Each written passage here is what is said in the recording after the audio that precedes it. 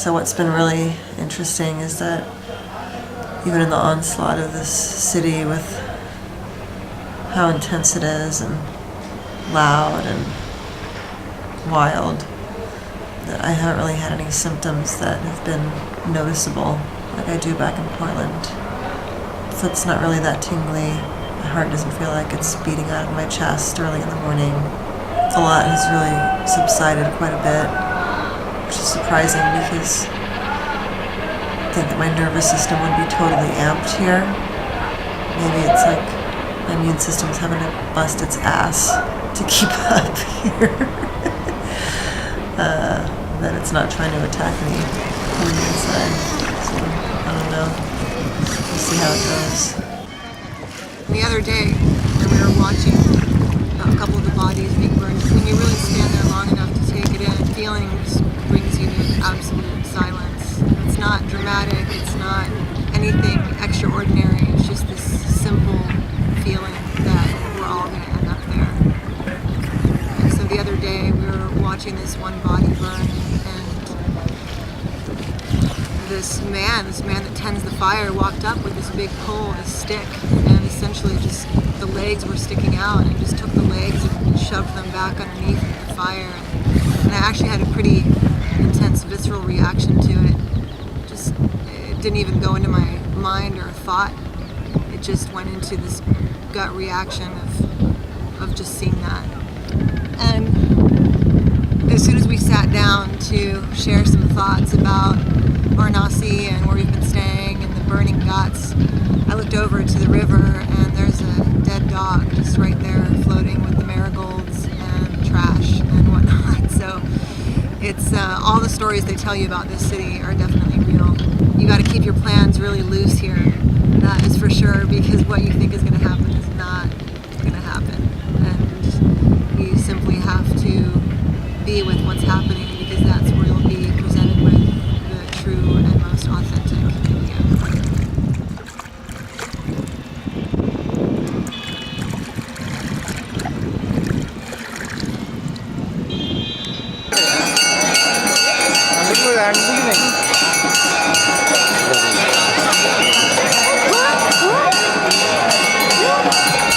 I didn't expect to come here and have a really solid routine of getting up really early and having a certain practice that I do at sunrise, and go through the day and have a certain practice that I do at sunset, and get to sleep at a certain time and eat the way I can eat when we actually are at home. For me, the practice has really been the great Indian practice of rolling with it and letting go and letting go and letting go and surrendering and surrendering and surrendering, because you just have to here. Everything is so unpredictable, and it's been cool because you get to see how adaptable or not adaptable you are. That's always a great teacher.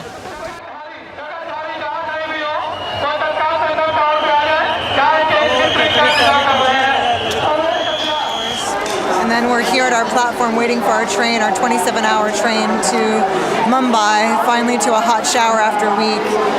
And we're pretty pressed, pretty tired. We're on a platform with thousands of people. This one woman leaned over to me and we had a little moment, and she wanted to put this little bindi on me. And so she took one out of her purse and I leaned down and she put it on, and we had a moment and smiled to each other. And in this sea of, quite honestly, filth and intensity that we're in, this moment of absolute kindness and beauty comes forward to really just shine forth beyond everything else that we're around. It's pretty amazing. I'm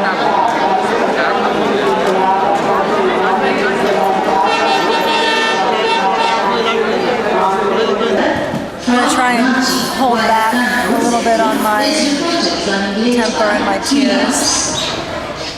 This is just one of those moments that I don't know if you've actually been able to capture on film. You usually capture an aftermath.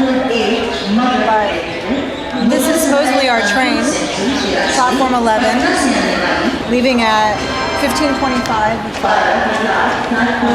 Our booking travel agent yesterday told us that we'd be in coach D8, seats 47 and 48. There is no D8. there is D7, and it goes straight to C1.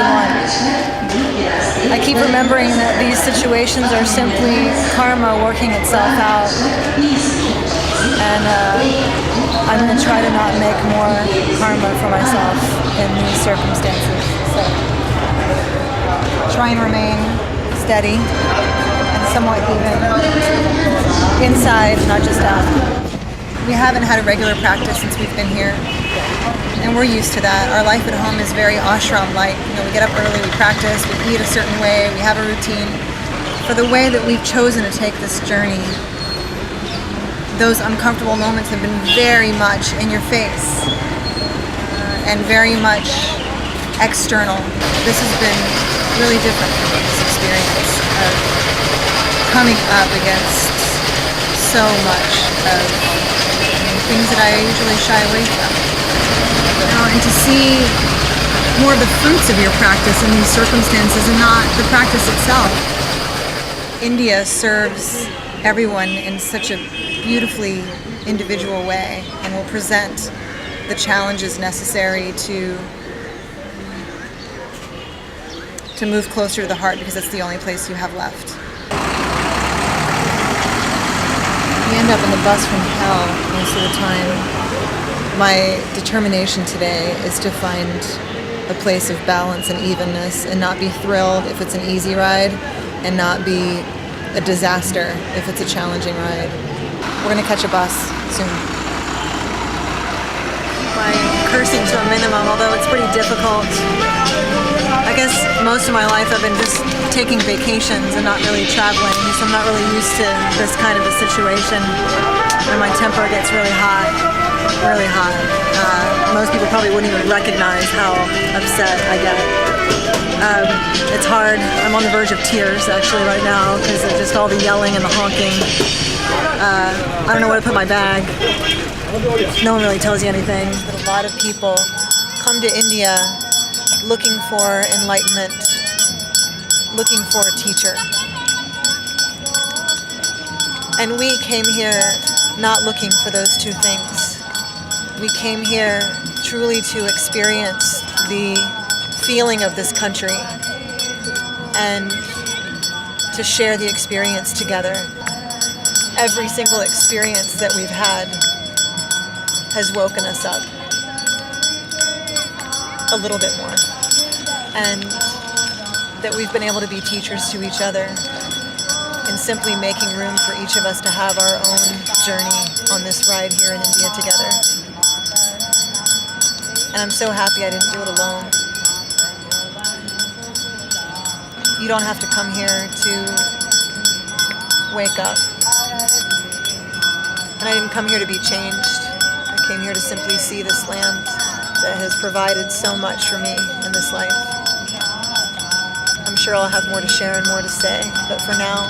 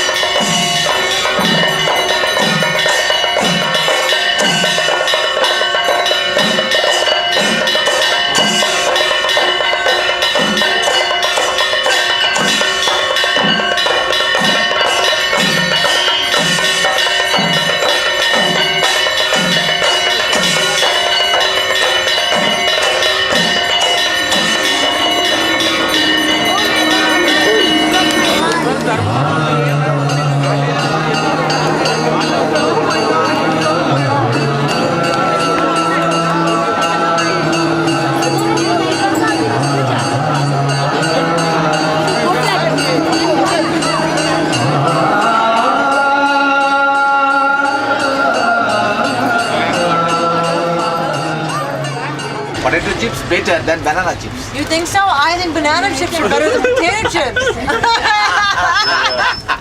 We were talking about the sadhus that perform the austerities with the arm up. There is someone that do not talk their entire life. Yes. Why?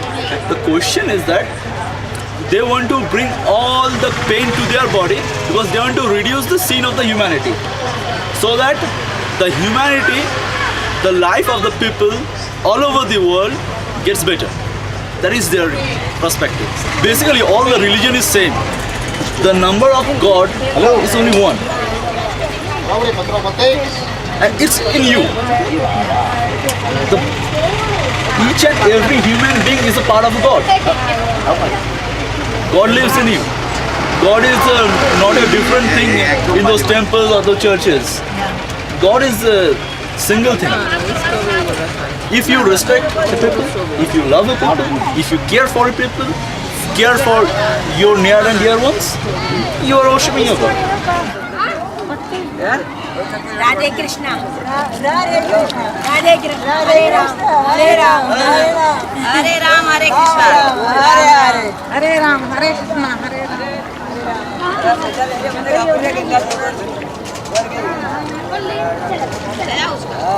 चला गया ना? This tree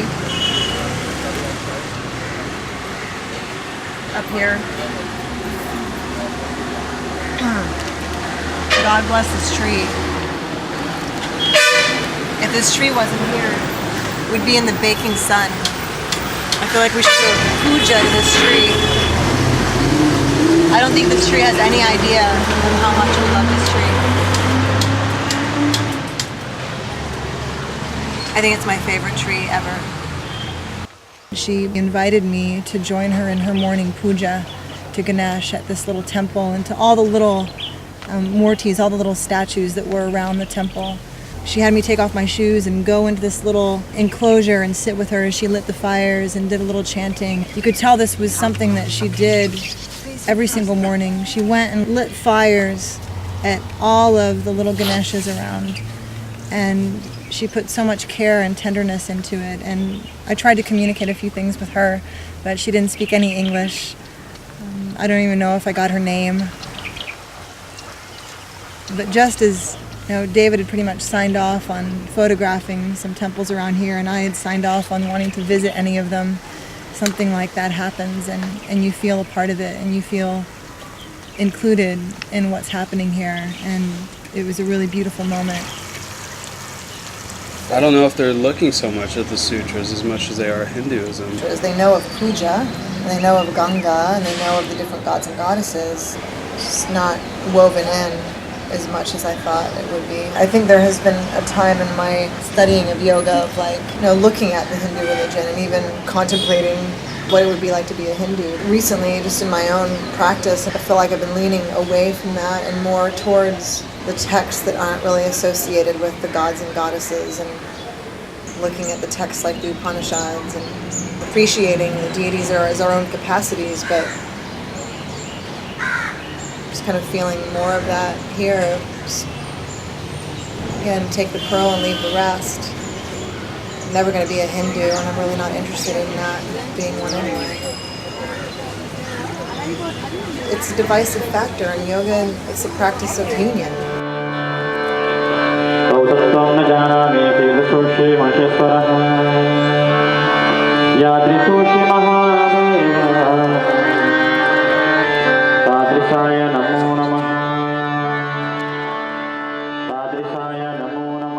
Maybe it's going to be controversial, but I just don't understand how you could do a giant ceremony every night to the river and keep throwing shit in it. Or shitting in it. I mean, worse, more than shitting in it is really just all the garbage. I'm going to say it, this feels old school to me, and I can get down with old school, and I can, I really appreciate tradition, but I think I appreciate tradition with my own guru and my own teacher and what that feels like. And I'm not here looking for that. And something that I appreciated about where we were was that there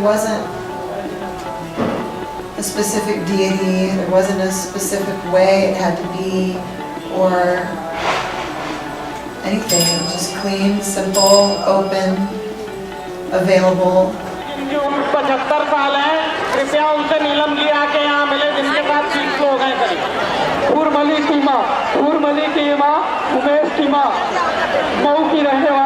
It's totally wild. Totally wild. And you got to keep your eyes open, but there's so much. So much. It's hard to think about anything.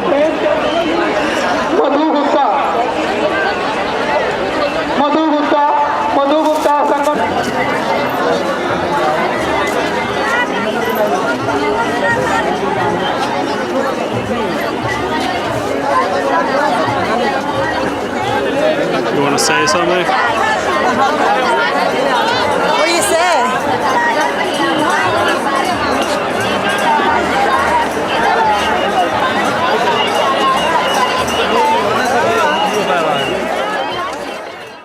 You don't need to get to know me any better than you already have.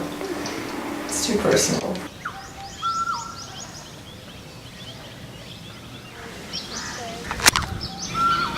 Just woke up after a difficult night, great night of sleep, but I went to bed contemplating. Something I've been contemplating for a lot of this trip when I've actually had room to contemplate, because sometimes I feel like I haven't had any space or room. Actually let your senses soften and open, and there's a lot of feeling that comes with that.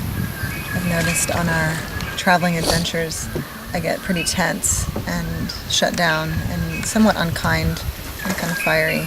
So it's been really pleasant to just find the steadiness in nature. Oh God. This place is perfect. Om Namo Shivaya.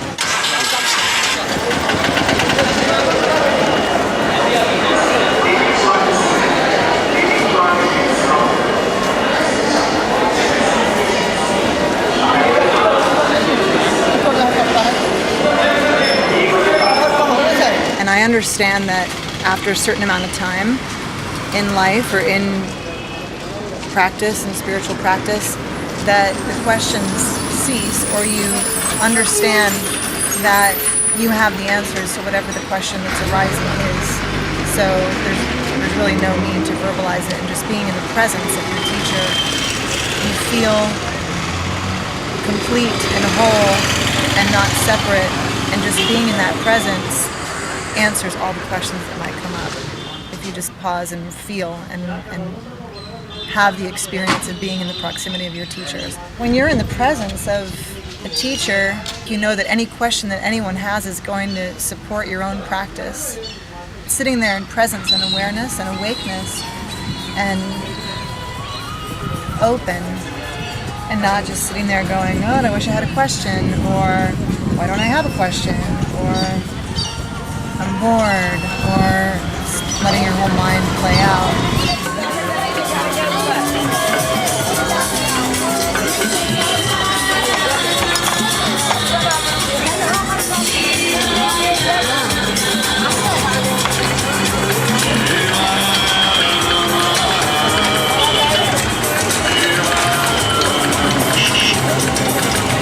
What effect?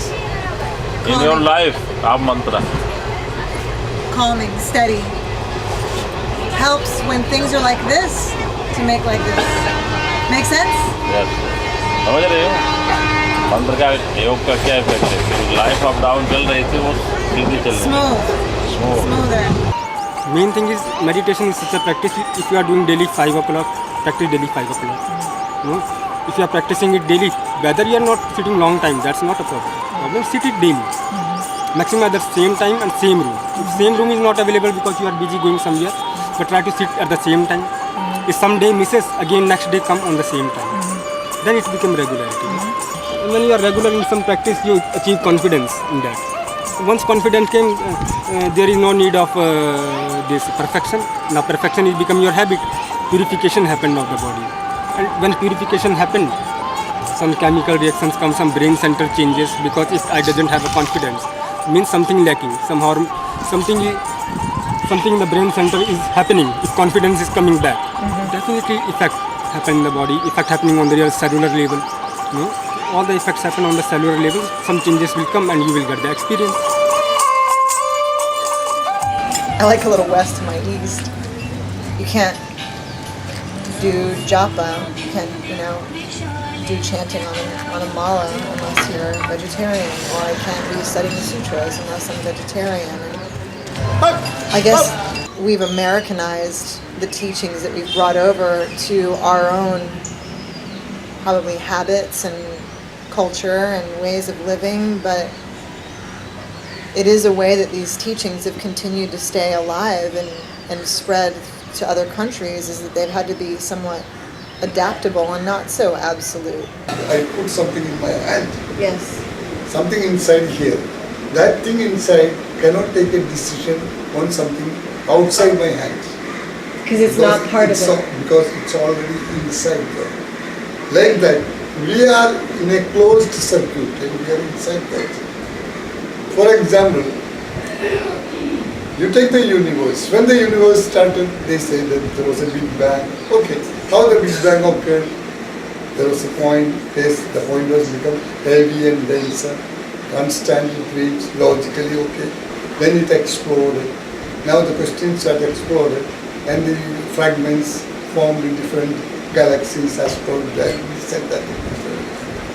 And now the question is, where was this point? Where was this point before explosion? Where the hell this damn thing was standing? It was in another universe. The brain was the seat of the mind. The concept has been changed recently.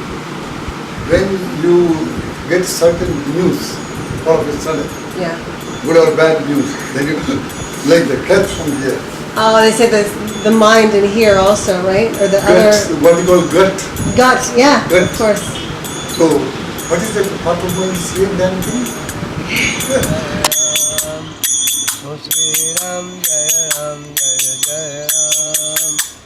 The beauty of this place hasn't shown up in like these big, huge celebrations or massive temples or in this big, gigantic way, but in this simple gesture at 2 a.m. on a train after you've been on it for 15 hours, someone who probably doesn't have much money offering to buy you a chai, or the woman with the bindis at the station.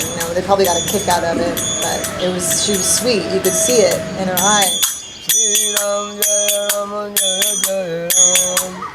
Really, we're ultimately seeking less suffering, more awakenment, maybe some call it enlightenment. And it seems that we get really wrapped up in looking for something when all we really have to do is relax into what is and be with what is in our fullest way possible.